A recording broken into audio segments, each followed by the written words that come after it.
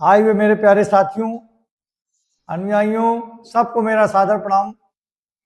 मैं नित्य प्रतिदिन की तरह ज्ञान की चर्चा में आप लोगों में फिर से शामिल हो रहा हूं और उम्मीद करता हूं कि हमारे इन विषयों से जिन पे आप लोगों में बात होती है कुछ न कुछ लाभ अवश्य मिलता होगा और आशा करता हूं कि आप लोग हमारी बातों को ध्यान से सुनते होंगे और अमल में लाने का प्रयास करते होंगे। इसी उम्मीद के साथ हम दिन प्रतिदिन अपनी ज्ञान की पाठशाला को आगे बढ़ाते रहते हैं और इसको इसी तरह आगे बढ़ाते रहेंगे।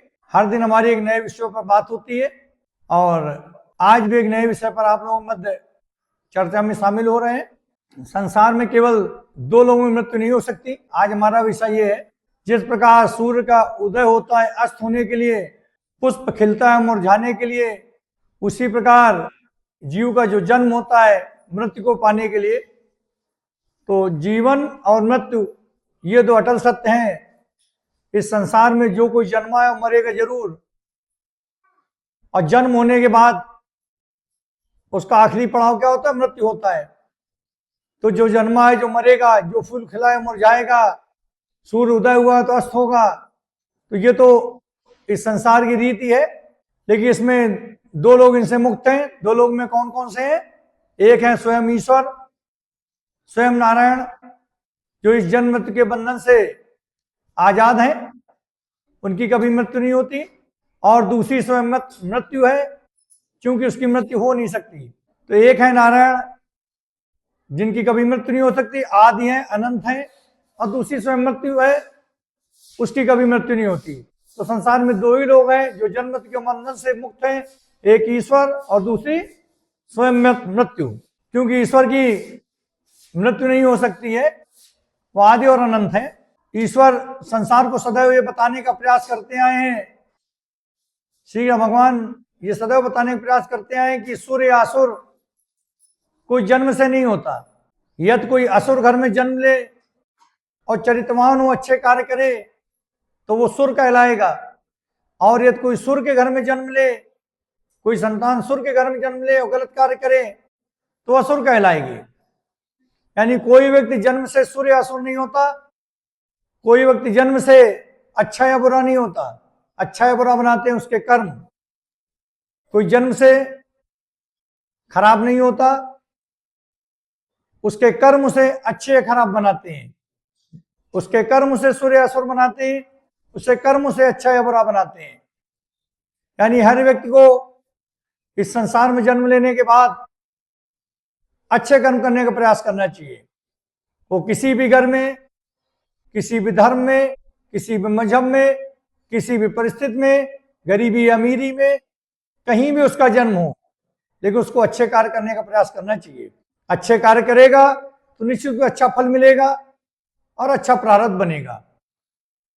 क्योंकि कर्मों से ही फल का निर्धारण होता है। कर्म मनुष्य करता है, फल ऊपर वाला देता है। फल देना ईश्वर का काम है, लेकिन जिस तरह के कर्म उसी तरह के फल मिलेंगे। यानी हर व्यक्ति अपने फल के लिए या जीवन में अपनी समस्याओं के लिए वो स्वयं जिम्मेदार होता है। अगर किसी के साथ कुछ गलत होता है तो उसका वो खुद उत्तरदायी होता है। क्योंकि ईश्वर की न्याय व्यवस्था में कोई पक्षपात नहीं है, कोई बदलाव नहीं, कोई हेराफेरी नहीं। जिसके जैसे कर्म उसका वैसा फल। क्योंकि ईश्वर खुद कहते हैं कि हम किसी के फल में इंटरफियर नहीं करते।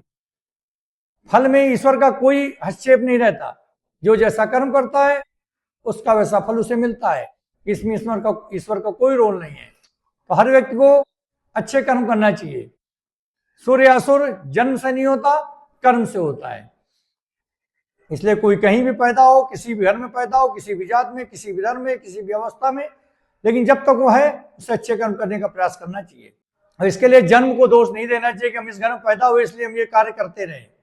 नहीं, कहीं भी पैदा हो, सोच अच्छी और कर्म अच्छे होना चाहिए, तो उसका ये जन्म और अगला जन्म भी अच्छा होगा। जिस प्रकार आने वाले जो वृक्ष पे जो पुष्प लगते हैं, जरूरी नहीं कि उसको पुष्प का रंग वृक्ष के रंग की तरह हो सकता है वृक्ष का रंग कोई और हो और पुष्प का रंग और हो। इसी प्रकार जरूरी नहीं संतान, जो संतान है वो अपने पिता पर ही जाए या अपने माता पिता पर ही जाए। हर पुत्र कर्म में, चरित्र में और प्रवृत्तियों में। जरूरी नहीं कि अपने माता पिता की तरह हो सकता है माता पिता का चरित्र, प्रवृत्ति और कर्म कुछ और हो और संतान का चरित्र, प्रवृत्ति और कर्म कुछ और हो। जिस प्रकार एक वृक्ष में जो पुष्प लगते हैं जरूरी नहीं कि वृक्ष की तरह ही हो, वृक्ष के रंग के ही हो, उसी प्रकार जरूरी नहीं किसी माता पिता का संतान, जो माता पिता की संतान होती है वो चरित्र, चाहे चरित्र में हो, चाहे कर्म में हो, चाहे प्रवृत्ति में हो, जरूरी माता पिता की तरह ही हो सकता है माता पिता बहुत धार्मिक हो और पुत्र राक्षसी प्रवृत्ति निकल जाए, या हो सकता है माता पिता राक्षसी प्रवृत्ति की हो और पुत्र बड़े अच्छे गुणों का निकल जाए। तो दोनों अलग अलग होते हैं। जरूरी नहीं कि जैसे माता पिता वैसे संतान, या जैसे संतान वैसे माता पिता, दोनों इस मामले में अलग अलग होते हैं। यदि कोई सुर का पुत्र अगर गलत कार्य करेगा तो असुर कहलाएगा, अब असुर का पुत्र अच्छा कार्य करेगा तो सुर कहलाएगा। दो चीजें संसार में ऐसी हैं जो मनुष्य कुछ भी करवा सकती हैं, आवश्यकता और लालसा। संसार में दो चीजें ऐसी हैं जो व्यक्ति से कुछ भी करवा सकती हैं, एक होती है आवश्यकता, एक होती है लालसा। आवश्यकता अगर व्यक्ति को है तो गलत कार्य भी कर सकता है, और अगर लालसा है किसी चीज को पाने की तो वो कुछ भी कर सकता है। ऐसा समय आएगा, ये श्री कृष्ण भगवान पहले कह गए, ऐसा एक समय आएगा जब लोग किसी अच्छी वस्तु को किसी साधारण मनुष्य के पास देखकर ये सोचेंगे ये व्यक्ति, ये वस्तु उसके पास क्यों है, चाहे सुंदर, चाहे धन हो, चाहे सुंदर वस्तु हो, चाहे सुंदर नारी हो। बलशाली व्यक्ति उस व्यक्ति को बल से हासिल करने का प्रयास करेगा, ना कि उसकी तरह गुणवान बनकर। कोई अच्छी व्यक्ति कोई अच्छी वस्तु अगर किसी व्यक्ति के पास है तो उसके गुणों की वजह से है, लेकिन बलवान व्यक्ति क्या करेगा, उसको ताकत से हासिल करने का प्रयास करेगा, यानी गुणों से नहीं ताकत से, और यहीं पे गलत होगा। हर व्यक्ति को कोई भी वस्तु अपनी क्षमता से, अपनी योग्यता से, अपने गुणों के आधार पर हासिल करना चाहिए, ना कि उसको ताकत के आधार पर। अगर कोई व्यक्ति कोई अच्छी वस्तु ताकत से पा भी जाए, कोई भी वस्तु, अच्छी वस्तु, कोई भी किसी भी तरह कोई अच्छी वस्तु, अच्छा धन हो, अच्छा सामान हो, कोई भी अच्छी चीज अगर ताकत से वो पा भी जाता है, उसके उपयुक्त वो नहीं है, उसका पात्र वो नहीं है, उसके पास वो चीज आ जाती है तो उसका वो लाभ नहीं ले सकता है। वो वस्तु उसके पास ज्यादा देर नहीं रहेगी और ना उससे वो कोई लाभ उठा पाएगा। जबकि उसका उपयुक्त, उसका पात्र व्यक्ति अगर उस चीज को पाएगा, कोई श्रमशील व्यक्ति, कोई गुणी व्यक्ति उस वस्तु को पाएगा तो उससे वो लाभ भी उठाएगा और प्रसन्न भी रहेगा।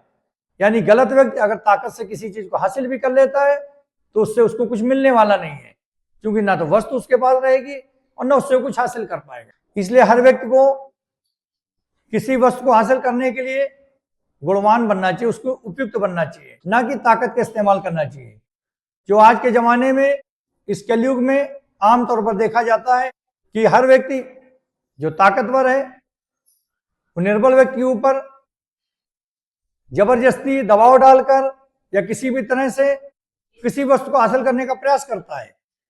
इसीलिए कलयुग है। तो हम लोगों को सबसे बड़ी चीज समझने की जरूरत यह है, आज का सारांश यह है हमारी ज्ञान की पाठशाला का, कि मृत्यु सबको आनी है।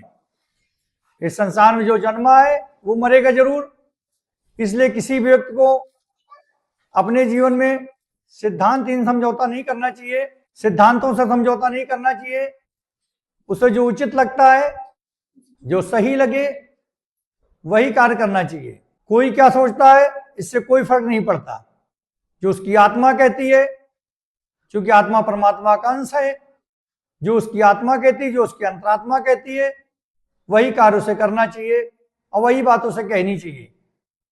अगर व्यक्ति अपने जीवन में इन चीजों को अमल में लाए तो निश्चित रूप से वो सही मार्ग पर जाएगा।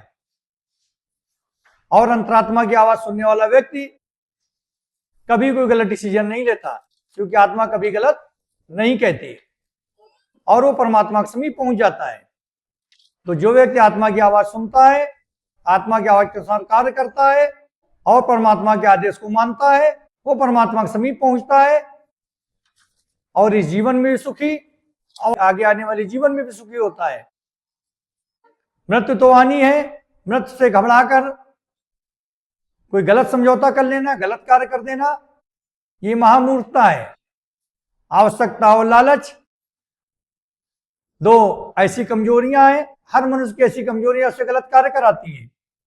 इसलिए आवश्यकता चाहे जितनी हो, लेकिन कभी अपने जीवन में, अपने जीवन के मूल्यों से समझौता नहीं करना चाहिए, और वही करना चाहिए जो आत्मा कहती है, भले चाहे इतनी आवश्यकता हो। और लालच सारे पाप का मूल है। हमने पहले भी अपने एक वीडियो में बात कही थी कि पाप का पिता कौन है? लालच। तो लालच से बहुत बचना चाहिए। जो लालच में पड़ेगा वो पाप जरूर करेगा। तो आज का जो हमारा विषय था कि दो लोग हैं जो मृत्यु से मुक्त होते हैं। एक तो हमारे ईश्वर जो आदि और अनंत हैं, जिनकी कभी मृत्यु संभव नहीं है। दूसरी स्वयं मृत्यु है, जिसकी मृत्यु संभव नहीं है। तो जब सबको जन्म लेना है और मरना है, और इससे बचने का एकमात्र उपाय है वह मोक्ष की प्राप्ति, वो मनुष्य जन्म में संभव है। जो एक निष्काम कर्म करेगा, केवल निष्काम कर्म करेगा, बिना फल की इच्छा के कर्म करेगा, उसका परमात्मा से मिलन संभव है। और जब आत्मा का परमात्मा से मिलन होता है तभी मोक्ष की प्राप्ति होती है। इसलिए हम लोगों को निष्काम कर्म में यकीन रखना चाहिए। जैसे अपनी ज्ञान की पाठशाला निष्काम कर्म की भावना से आयोजित करते हैं, और आप लोग मध्य शामिल होते हैं, और ये हमारे ईश्वर ने हमको जो ज्ञान दिया है, जो हमको जिम्मेदारी दी है, उसको निष्काम कर्म की भावना से प्रचारित करते हैं, प्रसारित करते हैं।